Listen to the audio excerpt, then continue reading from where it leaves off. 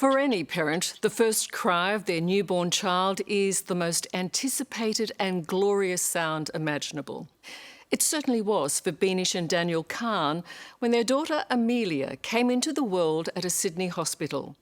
Within minutes, though, everything changed and the baby was fighting for life. But it wasn't because she was unhealthy. There'd been a catastrophic bungle at the hospital. Unknown to the doctors and nurses, when they gave Amelia what they thought was oxygen to help her breathing, they were in fact poisoning her with another gas. On assignment for 60 Minutes, 9 News reporter Chris O'Keefe investigates an unforgivable case of negligence. Sometimes nothing is as it appears. Congratulations. Go baby. Everyone in this hospital operating theatre, the doctors, nurses and even first-time parents, Beanish and Daniel Khan, genuinely believe this is a moment of elation. I was very excited, very excited. Amelia Khan has just been born and she's perfect. Being able to see her, who does she look like more? Does she look like me more than Dad? Yeah. Daniel proudly swings the camera around, determined not to miss the precious first breaths of his daughter's life.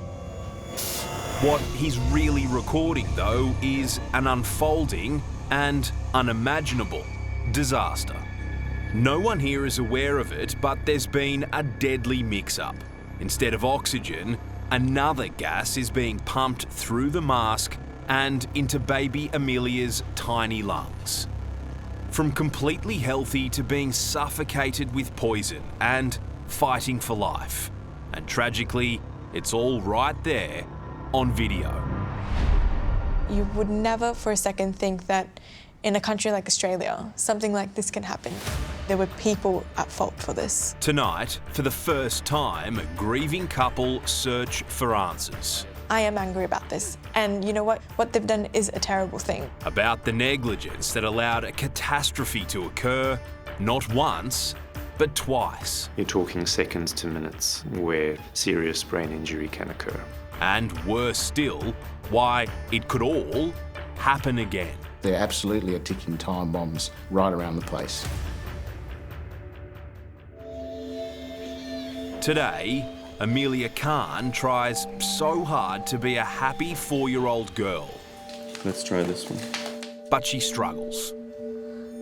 She and her family will forever live with the consequences of an incomprehensible medical mistake that left her severely brain damaged. Should we put a game on for Amelia? It's a long way from the joy Beanish felt when she fell pregnant. I was actually told I wouldn't be able to have kids quite easily. And so finding out I was pregnant with Amelia was a very big blessing for us. It was June 2016 when Beanish went to Sydney's Bankstown Lidcombe Hospital to give birth to her first child. Being a new mother, you don't know what to expect, and so you really do put all your trust in with whoever is there to look after you. So, As everyone does. yeah, exactly. Beanish's pregnancy had been relatively straightforward, but to be extra safe, doctors decided on a caesarean delivery. Congratulations. Go baby. Which, as cruel fate would have it, was scheduled for the hospital's Theatre Number 8. Sorry, I'm recording, if that's all right? Yeah, I won't. And so routine was the operation, there was no way the very proud new dad, Daniel, was going to miss recording any of the action. It's my first child. I wanted to capture the first moments of, my daughter coming into the world. I think just hearing her cry for the first time, it felt strange to have this person so close to you for 9 months and then finally be able to hear them and see them. The operation to deliver the baby was problem-free, but to help with her first breaths, it was decided to give Amelia oxygen. That action wasn't anything out of the ordinary, but instead of responding, the baby's condition started deteriorating. 7, 8, 9. Let's come and assess the heart rate again while I'm doing Excitement turned to distress. We're okay? At the time, doctors and nurses had no idea what was wrong. But we now know a mechanical bungle in the hospital meant she was being given nitrous oxide instead of oxygen. The effect was devastating. Amelia couldn't breathe. She was suffocating. That's right, yeah. Still to this day, I remember in that theatre listening to her cries in between the gassing. Confused doctors tried to resuscitate her while she was gasping for air. Listening to them take that mask off for that couple of seconds, hearing her squealing. She's making a noise. Not the sound that a baby makes, or the sound that a baby makes in pain. It's just something that haunts you forever. Everything's fine. Yeah. What is the consequence of giving a baby the wrong gas upon birth? If it's a gas that doesn't contain oxygen, then the consequences are exceptionally severe.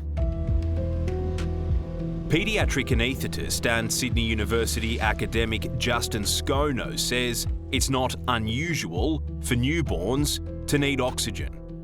Any child who shows any signs of a slight slowness of breathing or a different colour might be given a little bit of oxygen, even though they may not actually need it. And it's just to wake them up, help them along? That's right. The baby's transitioning from being inside the mum to being in the outside world, and they're activating a series of breathing processes, which we all think of as natural and normal, but it's new for the little baby. But they need to get that oxygen on board, and they need to do it quickly. But instead of oxygen, Amelia had been given nitrous oxide. And not just once, it happened on and off for around an hour. And what happens to a child's brain if they're deprived of oxygen? If it occurs for more than a few minutes, then the brain deprived of oxygen gets into serious trouble. And after a while, that serious trouble is irreversible and you have brain damage. They were just like, more than 50% of her brain is damaged and she will most likely not be able to move, she won't be able to eat, she won't even be able to come off life support without her passing away. At first, what had happened to Amelia was a medical mystery. But all the doctors and hospital staff could say was that she was very unlikely to survive. Heartbroken, Beanish and Daniel took photos of their beautiful daughter before making the toughest decision of their lives to turn off Amelia's life support. I've never buried anybody that's close to me in my family. I've never experienced that. So for me, in my mind, I was like, wow, the first person I'm going to bury is my own daughter. I've never imagined that. So she was just in our arms, sleeping, and we would just wait. Maybe this is her last breath. Maybe this is her last breath. And that kept on going for a month. Against the odds, Amelia fought to stay in her parents' lives, but they still had no idea why she was so sick. Then, about a month after her birth, the Bankstown Lidcombe Hospital called them to an emergency meeting. They were told more terrible news. Another newborn baby, John Gannam, had died after being given nitrous oxide instead of oxygen in the same operating theatre. And we sat down and they said to us that, I'm sorry, but there was an issue with the gas in the hospital. And instead of oxygen, it was nitrous oxide. And I was a bit confused. I was like, well, what do you mean? What's nitrous oxide? And they're like, well, the gas that they give you, it's a happy gas, it helps you relax. That's what came out and that's what we gave her. And I remember we didn't ask too many questions. We just said to them, well, if you gave her oxygen, would she be in the situation she is right now? And they said, no, everything would have been very different. Coming up, I cannot think of a more tragic case. the stuff up 100% absolutely avoidable. that led to disaster. Does that give you some hope in the justice system? And the battle to make sure it never happens again. When something's happened and we don't react, that's a crime in itself. That's next on 60 Minutes. 1, 2. That 4-year-old Amelia Khan is even alive today shows she's a fighter. Step, step, step, yes. But she's terribly damaged. Step, Eva, we're coming to get you. The victim of one of the worst medical mistakes in Australian history. This appalling tale began 5 years ago when new gas lines needed to be installed here at Bankstown Lidcombe Hospital. There was a mix-up in Theatre 8 though. Nitrous oxide was attached to the oxygen outlet. Doctors and nurses had no idea of the mistake, but from that moment on, disaster was inevitable. In the year that followed, 34 babies were delivered without requiring oxygen. Tragically for Amelia, she needed it. Worse still, the mistake wasn't picked up for another month, until the second baby, John Gannam, was also given the deadly gas and died. Good evening. The catastrophic error which killed a baby and left another brain damaged at Bankstown Hospital has tonight deepened. We've certainly let them down. We should have done better. But this was no freak accident. This was human error. Turner pleaded guilty to failing to comply with health and safety duties. And the man at fault was Christopher Turner, a contractor who was paid to install the gas pipes back in 2015. When he finished the job, he lied on official paperwork, claiming he'd tested the oxygen outlets when he hadn't. So with this outlet, there's a screw thread here that's specifically sized. You place it on there and then you get oxygen hissing out. Paediatric anaesthetist Dr. Justin Skono says doctors and nurses would have absolutely no way of knowing if pipes were fitted with the wrong gas. And that screw thread is designed to prevent you connecting equipment that's not designed for oxygen to this outlet. So the bottom line is, if it says oxygen, you expect oxygen's coming out, right? We're assuming that's oxygen. Those copper pipes are bedded into the wall. They come from the tank that says oxygen, and we do have to, at some level, trust that oxygen is coming out of that wall.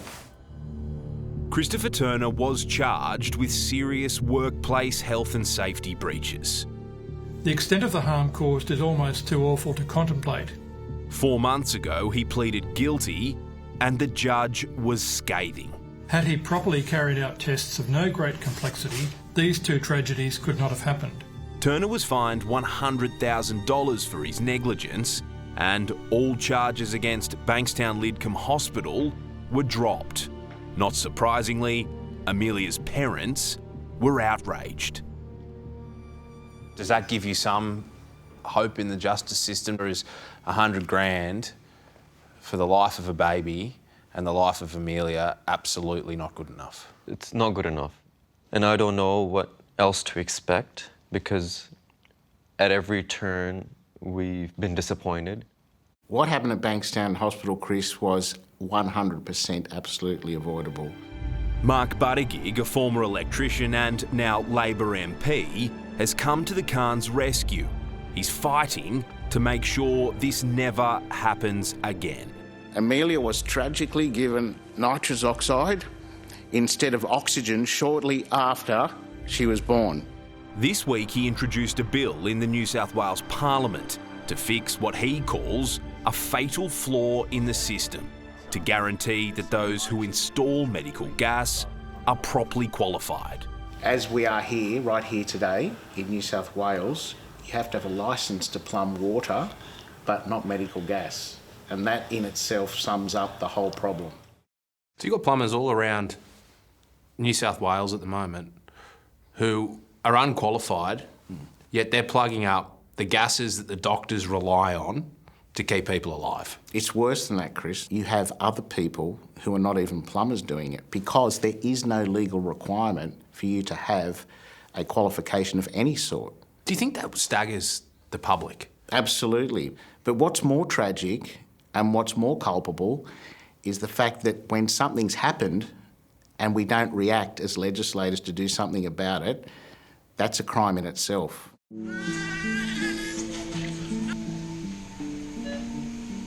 This is a very difficult thing to watch. Oh yeah, no, it's very hard to watch this.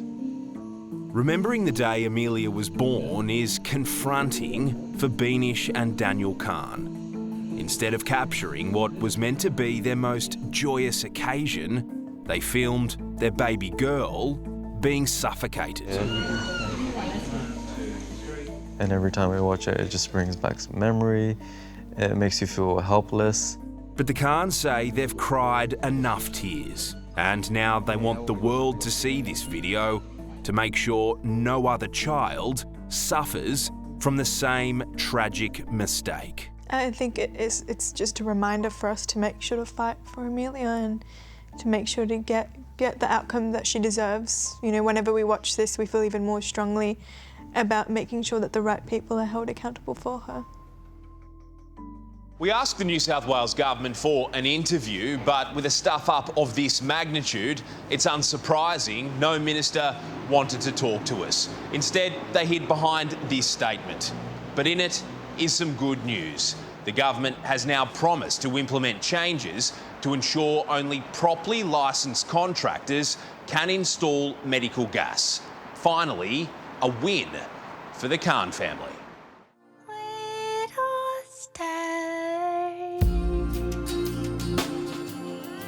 Life may not be easy for little Amelia. And the simplest of tasks can be tough, but she tries her best.